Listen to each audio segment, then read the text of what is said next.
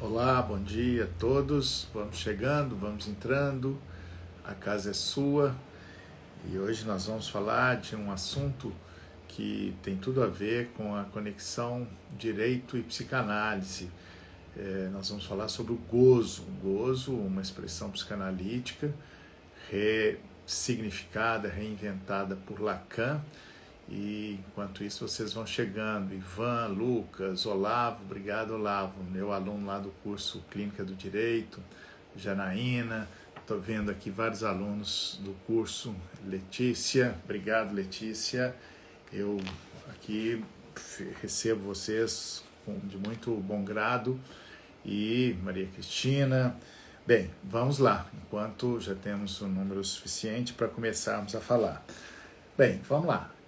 Vocês que advogam ou são juízes, magistrados, Ministério Público, Defensor Público, ou seja, você que trabalha com o direito de família, já deve ter notado que tem alguns clientes, algumas pessoas que no curso do processo, que eles têm um certo prazer com aquele processo judicial, por mais sofrimento que ele traga a elas, né?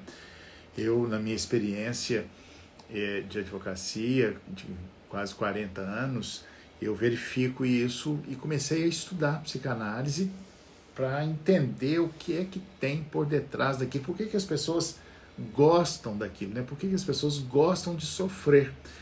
Na verdade, o gozo, essa expressão psicanalítica, ela tem a ver com isso, é esse paradoxo do prazer e do sofrimento, mas que, na verdade, ele leva a pessoa a ficar unida, né? O ódio une mais do que o amor.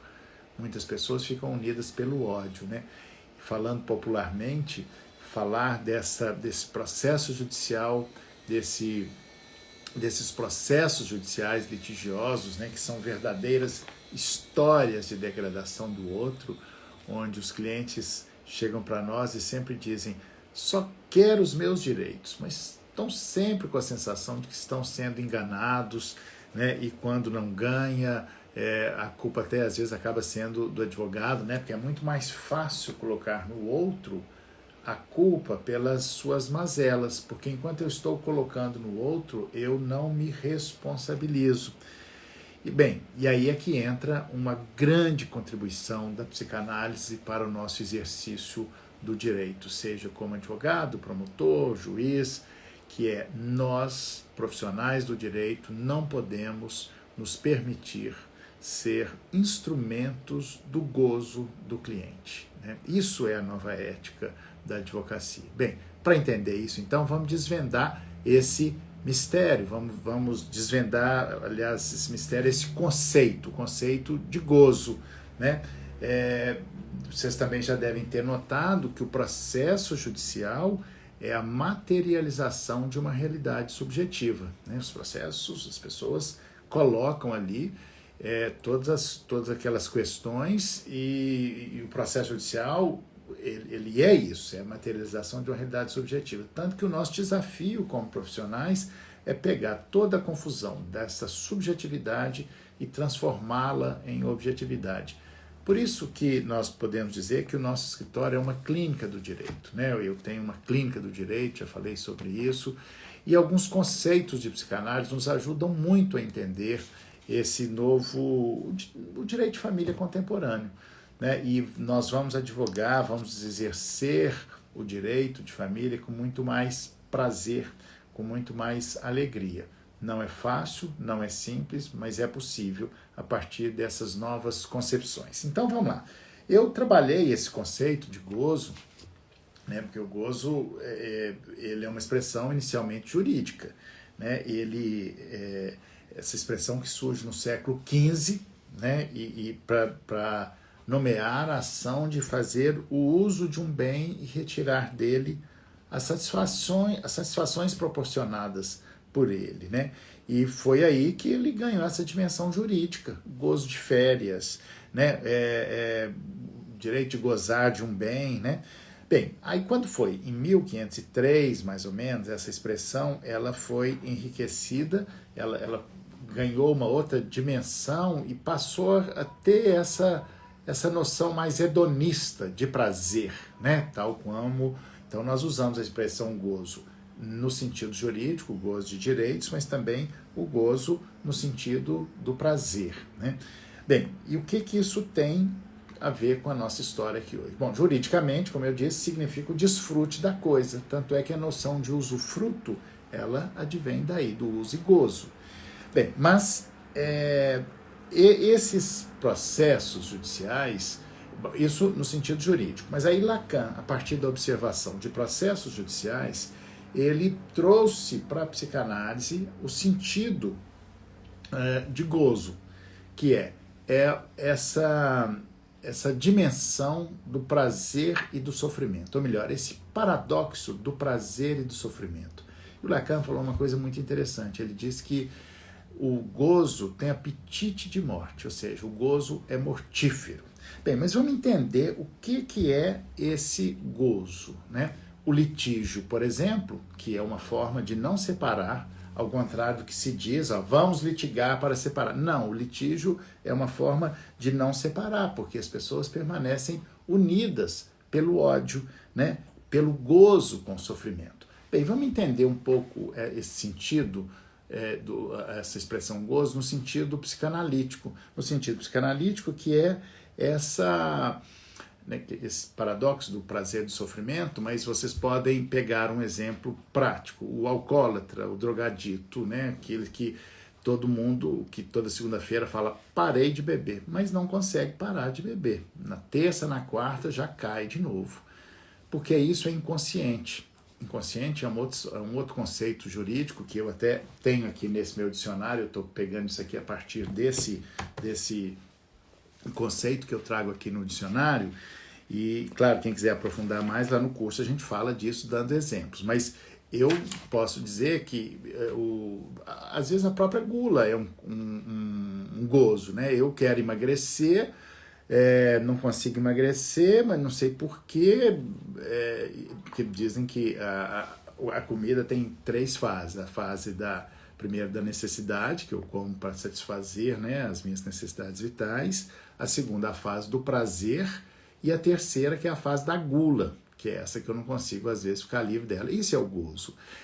Aliás, eu tenho aqui, completando esse verbete meu, e vocês podem ouvir lá no Spotify e vão entender o que é esse gozo, né? Assim, eu quero, mas não quero, não dou conta de largar o osso, não dou conta de sair daquela relação, né? Tanto é que a separação, às vezes, ela não é um desejo, mas é uma necessidade, é uma relação tóxica que me faz mal, né? E que ali tem um gozo de ambas as partes. Mas aquela música, eu vou ler para vocês aqui a letra da música, que eu conheço na voz do Nelson Gonçalves, que chama Boneca de Trapo, Pedaço da Vida, que vive perdida no mundo a rolar. Farrapo de gente que, inconsciente, peca só por prazer, vive para pecar. Boneca, eu te quero com todo o pecado, com todos os vícios, com tudo afinal. Eu quero esse corpo que a plebe deseja, embora ele seja prenúncio do mal. Olha só, eu quero a si mesmo, eu sei que me faz mal, mas eu quero, né? Então, lá no processo judicial, eu sei que aquilo, né, é como se diz popularmente, aquela nhaca, né? Aliás, tem uma outra música que todos vocês conhecem, essa aqui talvez vocês não conheçam, mas lá no Spotify, se vocês procurarem Dicionário de Direito de Família, vai estar lá. Mas tem uma outra que é aquela, você não vale nada, mas eu gosto de você. Você não vale nada, mas eu gosto de você. Tudo que eu queria era saber por quê. Né? Ou seja, eu não dou conta de sair disso. Então, eu estou dizendo tudo isso para falar dessa noção de gozo da psicanálise, mas aí nós devemos trazê-la para o direito e entender como é que isso pode ajudar, interferir, né, ajudar-nos a advogar melhor. Né? Como eu disse no início, assim, nós não podemos nos permitir ser instrumentos do gozo do cliente. Esta é a nova ética da advocacia. Né?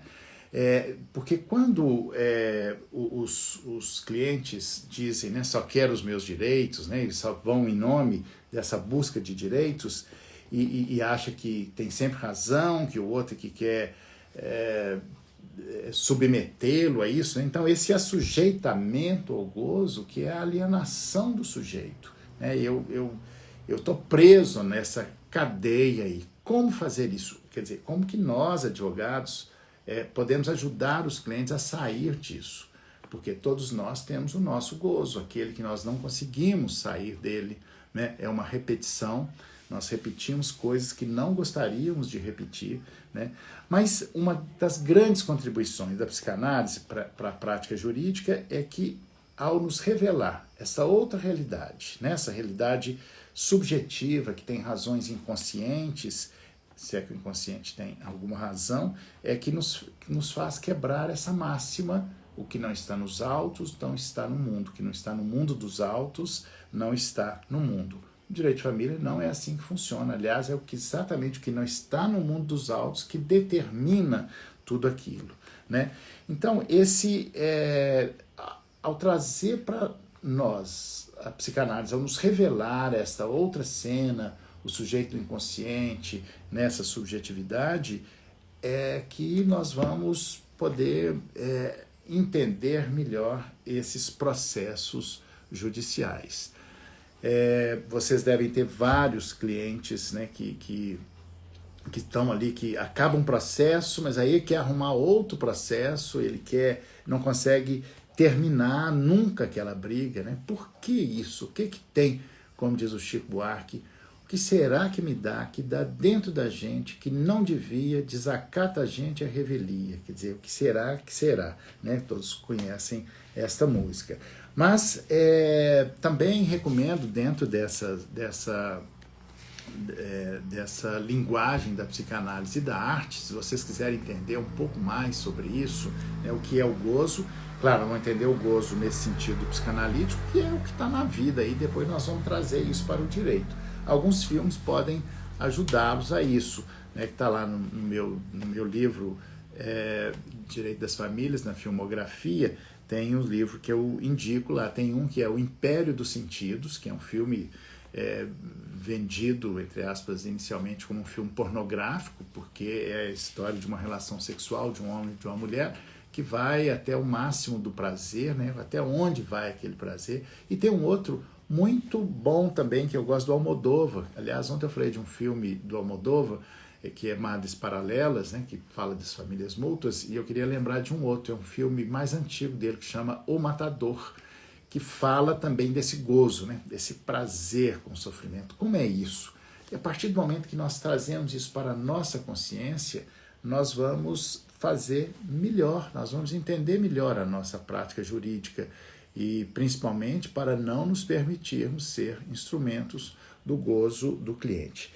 Mas o direito e a psicanálise, elas se encontram nessa relação do gozo com a lei, né? O próprio Lacan, ele no seminário 20, depois se alguém quiser pode ver lá no meu dicionário, eu transcrevo um trecho desse seminário 20, onde ele fala dessa relação do gozo, do gozo com a lei, né? Que ele foi fazer uma palestra numa faculdade de Direito e dizia: eu não me acho deslocado por estar numa faculdade de Direito, porque o gozo tem relação direta com a lei.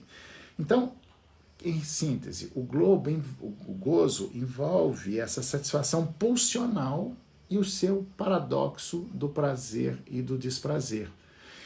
Agora vamos voltar, isso está presente o tempo todo na cena jurídica, né? Por isso que os processos judiciais litigiosos materializam esse gozo, né? E até que ponto nós devemos intervir? Até que ponto? Porque não é simples a gente falar para o cliente, falar para de gozar. Não é assim que funciona. Agora, o juiz, sim, quando ele vai dar uma sentença, a sentença do juiz é: pare de gozar. Aqui você não goza mais, né? Você vai gozar em segunda instância, pelo menos. Então, o gozo é esse paradoxo, né? Essa satisfação pulsional e seu paradoxo do prazer e do desprazer.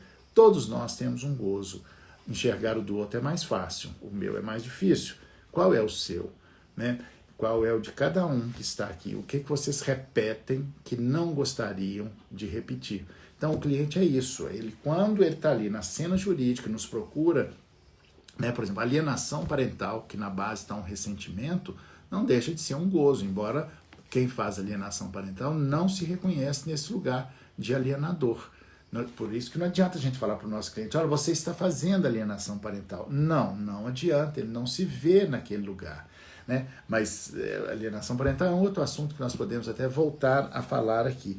Mas o que eu queria falar assim é que trazer para vocês aqui essa noção de gozo, a relação com a lei e como os processos judiciais, a estrutura do litígio judicial tem tudo a ver com esse gozo, né?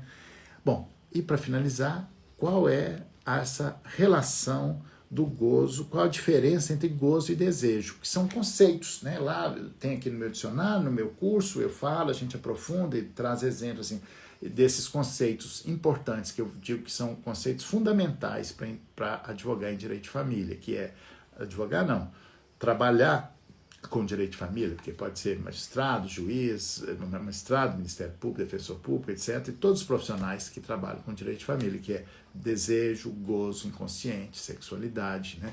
Tudo isso é muito importante. Mas aí fica, afinal, qual a diferença entre gozo e desejo? Porque desejo é falta, né? Então, o gozo é sempre uma presença, né? Algo que pede mais e mais. Eu quero sempre mais. Olha, eu não consigo parar de comer, eu vou comer até passar mal, eu vou beber até morrer, né? Ele é sempre mortífero, ele é voraz. Enquanto o desejo é falta, né? E precisamos apenas aprender a lidar com a falta. Mas sobre desejo, nós vamos falar melhor sobre isso, porque afinal de contas, desejo afinal, só podemos desejar aquilo que nos falta. E o gozo não, o gozo é essa voracidade. Bem, o desafio é como conectar tudo isso às questões jurídicas do nosso dia a dia como profissionais do direito, né?